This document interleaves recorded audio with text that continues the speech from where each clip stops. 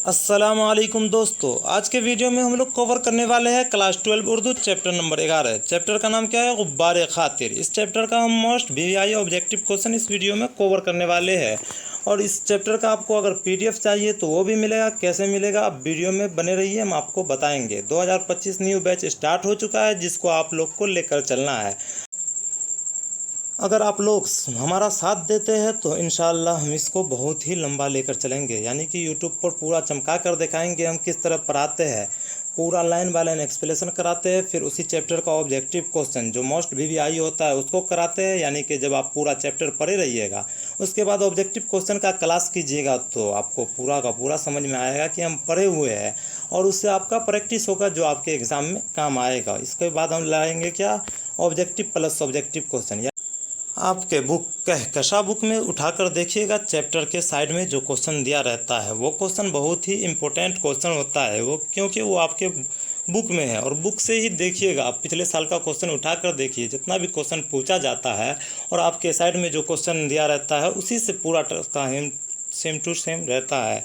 तो इसके लिए आपको टेंशन नहीं लेना है, आपके बुक के साइड में जो क्वेश्चन दिया हुआ है उसी को आप पढ़िए। अगर आप लोग वो वाला क्लास कर लेते हैं तो इंशाअल्लाह आपका तैयारी बहुत ही ज़बरदस्त तरीके से हो जाएगी। बस आपको करना क्या है, आप भी मेरा साथ दीजिए, हम भी आपका साथ देंगे। आपको ये करना है कि आप हमारा वीडियो को शेयर कीजिए, ज़्यादा से ज़्यादा लोगों तक पहुंचाइए, ताकि हम भी कुछ मेहनत जो कर रहे हैं उसका फल मिले, और आप लोग भी बहुत अच्छे नंबर ला कर बता सकते हैं सबको कि हम भी इतना नंबर ला सकते हैं। तो चलिए बिना देरी करते हुए क्लास की ओर चलते हैं। तो आपके चैप्टर का नाम क्या है? गुब्बारे खातिर, जो एक ख़तूत का मजमुआ है, यानी कि बहुत सारे ख़त है, यानी कि वो ख़त का किताब रहता है। मजमुआ मतलब होता है ख़त का किताब, जिसके मुसन्निफ़ कौन है? मौलाना अबुल कलाम आज़ाद। ये आपका चैप्टर है, इसको हम बेहतरीन तरीके से लाइन बाय लाइन एक्सप्लेनेशन में समझा कर आपको बताए हैं। अगर आप लोग वो वाला क्लास नहीं किए तो इसी वीडियो के लिंक डिस्क्रिप्शन में हम उस वीडियो का लिंक दे देंगे, आप लोग आसानी से क्लास को कर सकते हैं। उसके बाद आप लोग तो तबाही मचा दीजिएगा। तो चलिए, आपका पहला सवाल क्या है? गुब्बारे खातिर का ताल्लुक़ किस सिनफ से है? तो गुब्बारे खातिर का ताल्लुक़ जो है वो किस सिनफ से है? तो गुब्बारे खातिर जो है खतूत का मजमुआ है, तो खतूत का मजमुआ है तो किस में है? तो खतूत से। गुब्बारे खातिर का ताल्लुक़ किस सिनफ से है? तो खतूत में। Right option option number A हो जाएगा। चलिए अगला क्वेश्चन करते हैं। औद हिंदी किसके खतूत का मजमुआ है? औद हिंदी किसके खतूत का मजमुआ है, ये आपका क्वेश्चन है। तो आप लोग ऑप्शन देख लिए, तो इसका राइट ऑप्शन क्या हो जाएगा? ऑप्शन नंबर सी, गालिब के। औद हिंदी किसके खतूत का मजमुआ है? गालिब के। Right option. तो सवाल नंबर 3 है, उर्दू मोहल्ला किसके खतूत का मजमुआ है? तो उर्दू मोहल्ला जो है किसके खतूत का मजमुआ है? गालिब के खतूत का मजमुआ है, और औद हिंदी भी गालिब का ही है। राइट ऑप्शन भी हो जाएगा। चलिए अगला क्वेश्चन करते हैं। मौलाना आज़ाद की अहलिया का क्या नाम था? मौलाना आज़ाद जिससे शादी किए थे उसका नाम क्या था, ये आपसे पूछा जा रहा है। तो अगर आप लोग चैप्टर पढ़े होंगे तो आपको पता ही होगा, मौलाना आज़ाद की शादी जो है जुलेखा बेगम से होती है। Right option option number c हो जाएगा। अगला क्वेश्चन आपका है, किस लफ्ज़ का माने ख़त है होता है? यानी कि नीचे जो 4 ऑप्शन है उसमें से आप लोग पढ़िए ऑप्शन को, उसके बाद देखिए किस लफ्ज़ का माने ख़त होता है। तो मकतूब, मकतूब से ख़त बनता है। राइट ऑप्शन ए हो जाएगा। अगला क्वेश्चन आपका है क्वेश्चन नंबर 6, गुब्बारे खातिर में क्या है? तो गुब्बारे खातिर में क्या है? तो ऑप्शन पढ़ चुके हैं, तो इसका राइट ऑप्शन क्या हो जाएगा? ऑप्शन नंबर सी, खतूत। गुब्बारे खातिर में जो है खतूत है, यानी कि ख़त का जमा खतूत। तो खतूत, ख़त का जो किताब होता है उसी को कहा जाता है गुब्बारे खातिर, खतूत का मजमुआ। तो अगला क्वेश्चन आपका है, मौलाना आज़ाद की पैदाइश कब हुई थी? तो मौलाना आज़ाद की पैदाइश जो है कब हुई थी? 1888 ईस्वी में। Right option option number b हो जाएगा। और कहाँ हुआ था? तो मक्का मुकर्रमा में। ये भी याद रखना है, मौलाना आज़ाद की पैदाइश जो है मक्का मुकर्रमा में हुई है। और कब हुई? तो 1888 ईस्वी में। चलिए अगला क्वेश्चन करते हैं। तो सवाल नंबर 8 है आपका, मौलाना आज़ाद के वालिद का क्या नाम था? तो मौलाना आज़ाद के वालिद का नाम क्या था? मौलाना Khairuddin. Right option option number A हो जाएगा। अगर आप लोग लाइन वाले ने एक्सप्लेनेशन वाला क्लास किए होंगे तो ये क्वेश्चन भी आपको पता ही होगा, क्योंकि हम वहाँ पर हम आपको बेहतरीन तरीके से समझा कर बताए हैं। अगर नहीं देखे तो इसी वीडियो के डिस्क्रिप्शन में उस वीडियो का लिंक आपको मिल जाएगा, जिससे आप क्लास कर सकते हैं। या तो आप मेरे चैनल में जाइए, अदरवाइज प्ले लिस्ट बना होगा जिसको आप लोग आराम से देख सकते हैं, ढूंढ सकते हैं, आपको कोई भी परेशानी नहीं होगा। और इसके बाद हम लाने वाले क्या है, मोस्ट वीवीआई सब क्वेश्चन, यानी कि हर एक चैप्टर से 3 2 3 2, यानी कि कोई चैप्टर से 2, कोई चैप्टर से 3, जो मोस्ट इम्पोर्टेंट सब्जेक्टिव क्वेश्चन होता है, जो हर बार पूछा जाता है लगभग में, अगर आप लोग उसको पढ़ लीजिएगा तो आपको एग्ज़ाम में एक भी क्वेश्चन नहीं छूटेगा। तो इसके बाद हम वही वाला लाने वाले हैं। तो आप लोग अभी तक वीडियो को लाइक नहीं किए तो वीडियो को लाइक कर दीजिए और चैनल को सब्सक्राइब कर लीजिए। तो अगला सवाल क्या आपका, मौलाना आज़ाद की पैदाइश कहाँ हुई थी? तो देखिए अभी हम आपको बताए हैं, मौलाना आज़ाद की पैदाइश जो है 1888 ईस्वी में हुई थी और इसके वालिद का नाम मौलाना खैरुद्दीन थे। और कहाँ पैदा हुए थे? तो मक्का में। Right option, option number D हो जाएगा। चलिए अगला सवाल करते हैं, मौलाना आज़ाद का तारीख़ी नाम क्या था? तो मौलाना आज़ाद का तारीख़ी नाम क्या था, ये आपसे पूछा जा रहा है। तो इसका right option, option number b हो जाएगा, फ़िरोज़ बख्त। चलिए अगला क्वेश्चन करते हैं, मौलाना आज़ाद के वालिद मौलाना खैरुद्दीन की वफ़ात कब हुई थी? मौलाना आज़ाद के वालिद जो थे मौलाना खैरुद्दीन, देखिए इससे आपको ये भी याद होना चाहिए, आपके एग्ज़ाम में पूछा जाता है मौलाना आज़ाद के वालिद का नाम क्या है। अगर ये क्वेश्चन आप लोग याद कर लेते हैं तो मौलाना आज़ाद के वालिद मौलाना खैरुद्दीन की वफ़ात कब हुई, यानी कि आपको वालिद का नाम पता ही रहेगा, बस याद क्या रखना है, वफ़ात कब हुई। तो मेरी बात आप लोग समझ रहे होंगे, तो बहुत अच्छी बात है। तो इसका राइट ऑप्शन हो जाएगा ऑप्शन नंबर ए, 1908 ईस्वी में मौलाना आज़ाद के वालिद मौलाना खैरुद्दीन की वफ़ात जो है 1908 ईस्वी में हुई थी। अगला क्वेश्चन आपका है, मौलाना आज़ाद की वफ़ात कब हुई थी? तो मौलाना आज़ाद की वफ़ात जो है 1958 ईस्वी में। Right option, option number b हो जाएगा। चलिए सवाल नंबर 3 करते हैं, मौलाना आज़ाद कहाँ मदफून है? मौलाना आज़ाद जो है कहाँ मदफून है, यानी कि उसका कब्र कहाँ है? तो मौलाना आज़ाद की पैदाइश तो मक्का मुकर्रमा में हुई थी, तो इसका कब्र कहाँ होना चाहिए? दिल्ली में। Right option, option number c हो जाएगा। अगर यहाँ पर आप लोग line by line explanation class करके आए होंगे तो आपको पता होगा मौलाना आज़ाद कहाँ मदफून थे, दिल्ली में। अगर आप लोग नहीं पढ़ के डायरेक्ट ऑब्जेक्टिव पढ़ रहे होंगे तो आपको लगा होगा ऑप्शन ए होगा, लेकिन आप गलत हो गए। इसलिए आपको करना क्या है, पहले लाइन बाय लाइन एक्सप्लेनेशन कीजिए, उसके बाद जब आप लोग पूरा चैप्टर को समझ लेते हैं तो ऑब्जेक्टिव पढ़िए, सब्जेक्टिव पढ़िए, बस पढ़ते रहिए, जब एग्ज़ाम आएगा तो लिख देंगे।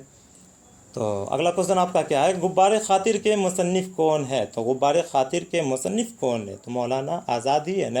Right option, option number c हो जाएगा। चलिए सवाल नंबर 15 करते हैं, गुब्बारे खातिर के मकतूब अलिया कौन है? यानी कि गुब्बारे खातिर में जो 3 खतूत लिखे जा गए हैं तो वो किसके बारे में मौलाना अबुल कलाम आज़ाद लिखे थे, ये आपसे पूछा जा रहा है। तो आप लोग ऑप्शन पढ़िए, उसका इसका आंसर आपको बताना है। तो गुब्बारे खातिर के मकतूब अलिया कौन है? Habibur Rahman Khan Sherwani. Right option, option number b हो जाएगा। अगर आप लोग लाइन बाय लाइन एक्सप्लेनेशन किए होंगे तो आपको समझ में आ रहा होगा। चलिए अगला क्वेश्चन करते हैं, गुब्बारे खातिर के खतूत किस जेल से लिखे गए थे? गुब्बारे खातिर का खतूत यानी कि बहुत सारे ख़त वहाँ से लिखे गुब्बारे खातिर में, तो वो किस जेल से लिखा गया था?